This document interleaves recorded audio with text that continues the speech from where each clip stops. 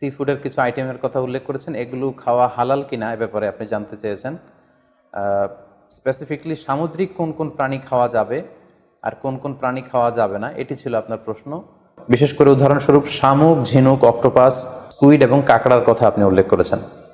এই প্রশ্নের উত্তরে আমরা বলবো যে আল্লাহ তাআলা আমাদের জন্য, বিশ্বাসীদের জন্য যেটা তৈয়িবাত অর্থাৎ পবিত্র খাবার রয়েছে, এগুলোকে খাওয়া আমাদের জন্য হালাল করেছেন।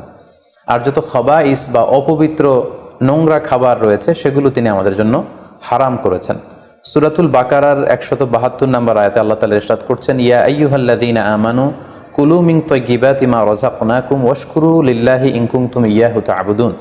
অর্থাৎ ওহে বিশ্বাসীরা, আমি তোমাদেরকে পবিত্র জিনিস থেকে যেটা রিজিক হিসেবে দান করেছি তোমরা সেটা খাও, অপবিত্র কোনো কিছু তোমরা খেও না।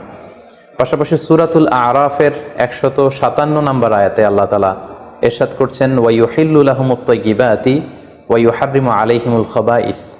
অর্থাৎ তিনি তোমাদের জন্য তৈয়িবাত বা পবিত্র খাবারগুলোকে তিনি হালাল করেছেন, আর অপবিত্র যত খাবার আছে এগুলো তিনি তোমাদের জন্য হারাম করেছেন। কোন জিনিস খাওয়া আমাদের জন্য হালাল আর কোনটা খাওয়া হারাম, এক্ষেত্রে আমরা বিশ্বাসীরা এই মূলনীতি সবসময় অবলম্বন করতে হবে যে যেটা তৈয়িবাত পবিত্র সেটা আমাদের জন্য খাওয়া, সেটা কনজিউম করা আমাদের জন্য হালাল, আর যেটা খাবাইস অপবিত্র সেটা কনজিউম করা আমাদের জন্য হারাম। যেমন কালামুল্লাহ মাজিদ আল্লাহ তাআলা আমাদেরকে জানিয়েছেন যে রক্ত খাওয়া হারাম, যেহেতু এটা খাবাইস। শুকরের গোশত খাওয়া হারাম, মৃত প্রাণী খাওয়া হারাম। আল্লাহ ছাড়া অন্য কোনো দেবদেবীর নামে যে প্রাণীগুলোকে স্লটার করা হয়েছে, উৎসর্গ করা হয়েছে, বলি দেওয়া হয়েছে, এগুলোর গোশত খাওয়া হারাম, কারণ এগুলো সব হচ্ছে মিনাল খাবাইস, অপবিত্র।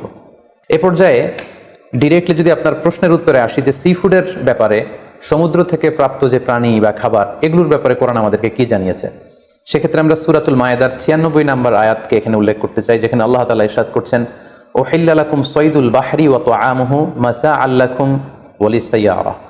অর্থাৎ তোমাদের জন্য সাগরের শিকারকে হালাল করা হয়েছে। সাগর থেকে আমরা মাছ বা অন্যান্য যে কোনো জিনিসে শিকার করি না কেন, সেটা খাওয়া, কনজিউম করা, সেটা আমাদের জন্য হালাল। পাশাপাশি সাগরে মৃত যা পাওয়া যায় এটাও আমাদের জন্য হালাল।